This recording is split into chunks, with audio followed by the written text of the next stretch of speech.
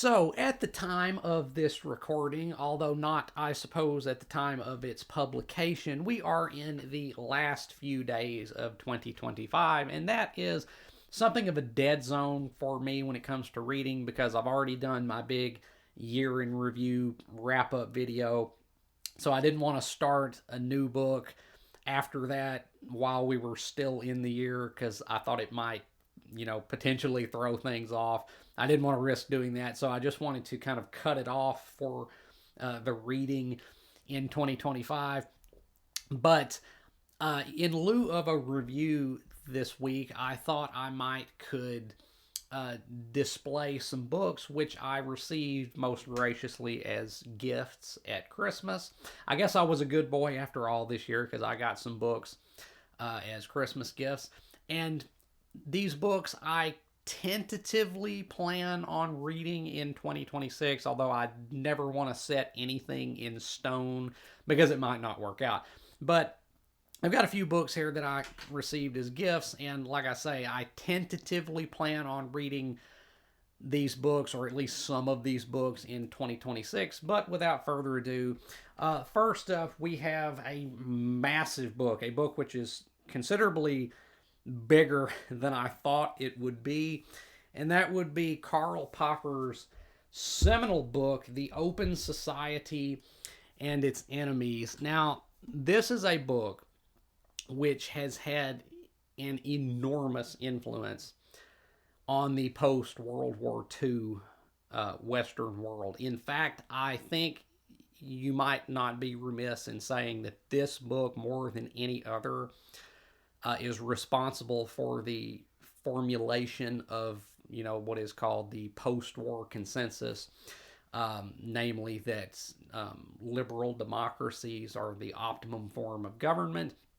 and it's that kind of policy which most of the governments of the West have pursued following World War II. And I wanted to read this book because its influence is just so enormous. Like, this is a seminal book.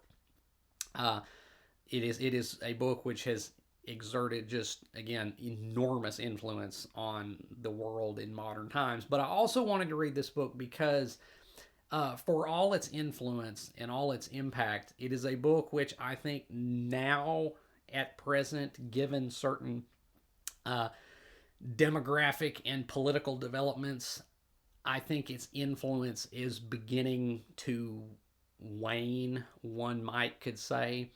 I think that things are looking as though the post-war consensus, which this book largely helped to formulate, is kind of crumbling before our eyes. So I wanted to read this book because, again, it's just a landmark book, and it's gone so far and done so much in shaping our modern world. But again, I think we may possibly be living through the twilight of this book's influence because the way things are looking, there may be the future may diverge considerably from what this book would have it be. So, yeah, I was very thankful to get this book. And again, it is massive. I didn't realize how big it was. It's huge, but I definitely do plan more than just tentatively on reading this at some point in 2026. Although, once again, I don't want to set anything in stone, but this one is probably at present at the top of the list. So that's book number one, The Open Society and Its Enemies by Karl Popper.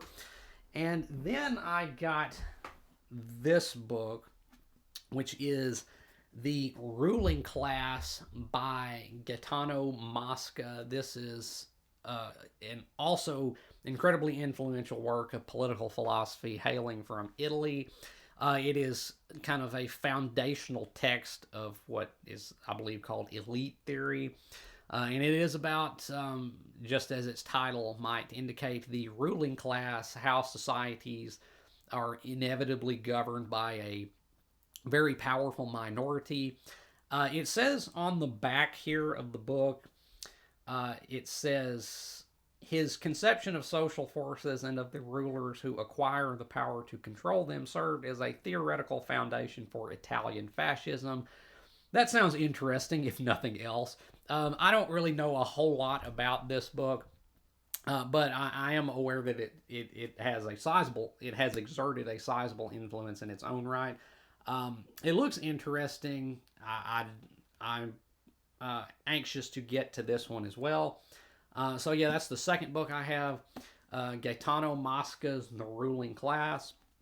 Then I have this book right here, Man on His Nature by Sir Charles Sherrington. This is a work, a philosophical work, I believe, which was written by a British neurophysiologist who lived, I think, from like the late 1800s to the early 1900s. The reason why this book even like showed up on my radar is because in 2025 I read um, Erwin Schrodinger's What is Life, which is a brief little book, which is about exploring the concept of living things through a lens of physics more so than just biology. Very interesting book in its own right, but in that little book, he referenced this work quite heavily, Man on His Nature. So I sought it out and I added it to the wish list, you might say. And it definitely looks like an interesting read. It is also a book which, much like Schrodinger's book, engages with philosophical notions of mind and perception and such, but through a kind of scientific lens because its author was, again, a neurophysiologist. This is not a terribly popular book, it seems, anymore. In fact, had it not been for reading Schrodinger's book, I probably wouldn't have even ever heard of this book. But yeah, so Man on His Nature, I don't know much about Sir Charles Sherrington, but I'm anxious to read this too because it looks interesting. It looks like it might be stimulating and provide some food for thought. So there's that. And then finally, I have this book right here, which is All Things Are Full of Gods by David Bentley Hart. David Bentley Hart is a theologian. Oop, oop, quick save there. David Bentley Hart is a theologian, and I really don't have all that much interest in reading any of his theological works, but this book is a book which pertains to an exploration of mind and the phenomenon of mind in a non materialist way. Hart is arguing, I believe, in this book for, again, an anti materialist conception of reality. It's kind of an idealistic bent to it, I think, which that's what drew me to this because that's kind of in line with my perspective as regards reality and its apprehension. This is written as a Socratic dialogue, which I found interesting. It probably makes it more engaging to read than just a dry essay, and an exceptionally long essay it would be if it were written that way. But yeah, it